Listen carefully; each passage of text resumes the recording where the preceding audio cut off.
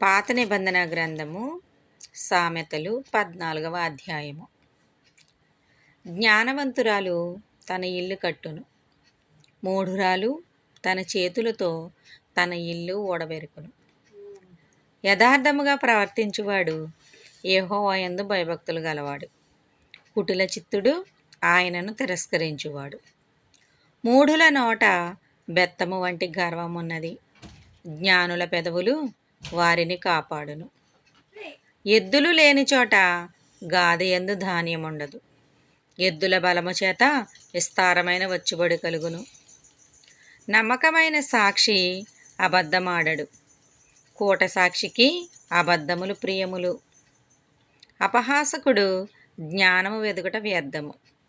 తెలివిగలవానికి జ్ఞానము సులభము.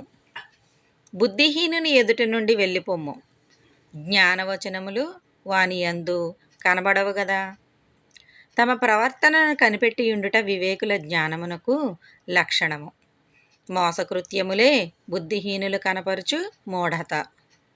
మూఢులు చేయు అపరాధ పరిహారార్థ బలి వారిని అపహాస్యము చేయును.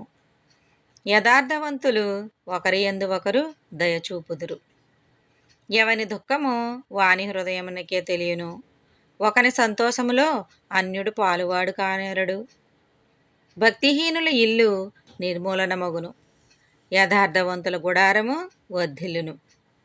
ఒకని ఎదుట సరి అయినదిగా కనబడు మార్గము కలదు, అయితే తుదకు అది మరణమునకు త్రోవతీయును. ఒకడు నవ్వుచుండినను హృదయమున దుఃఖముండవచ్చును. సంతోషము తుదకు వ్యసనమగును. భక్తి విడిచిన వాని మార్గములు వానికే వెక్కసమగును. మంచివాని స్వభావము వానికే సంతోషమిచ్చును. జ్ఞానము లేనివాడు ప్రతి మాట నమ్మును. వివేకి అయినవాడు తన నడతలను బాగుగా కనిపెట్టును. జ్ఞానము గలవాడు భయపడి కీడు నుండి తొలగును. బుద్ధిహీనుడు విర్రవీగి నిర్భయముగా తిరుగును. త్వరగా కోపపడు మూఢత్వము చూపును.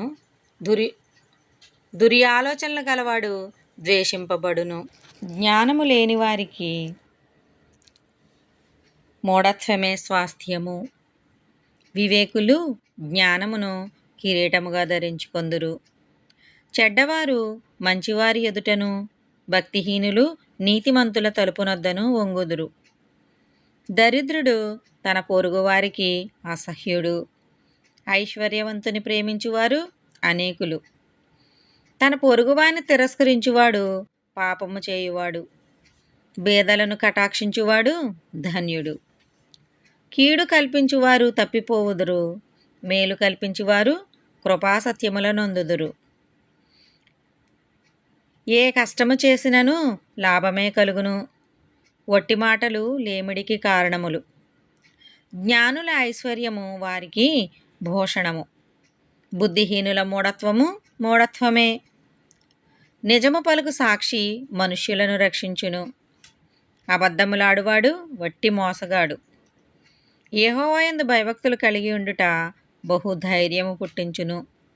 అట్టివారి పిల్లలకు ఆశ్రయస్థానము కలదు. యెహోవాయందు భయభక్తులు కలిగి ఉండుట జీవపు ఊట. అది మరణపాశములలో నుండి విడిపించును. జన సమృద్ధి కలుగుట చేత రాజులకు ఘనత వచ్చును. జనక్షయము రాజులకు వినాశకరము. దీర్ఘశాంతము గలవాడు మహావివేకి. ముంగోపి మూఢత్వమును బహుమానముగా పొందును.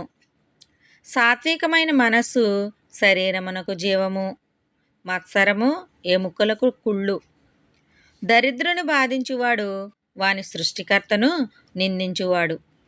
బేదను కనికరించువాడు ఆయనను ఘనపరచువాడు. అపాయము రాగా భక్తిహీనుడు నశించును. మరణకాలమందు నీతిమంతునికి ఆశ్రయము కలదు. తెలివిగల వాని హృదయమందు జ్ఞానము సుఖనివాసము చేయును. బుద్ధిహీనుల అంతరంగములోనున్నది బయలుపడును. నీతి జనముల ఘనతకెక్కుటకు కారణము.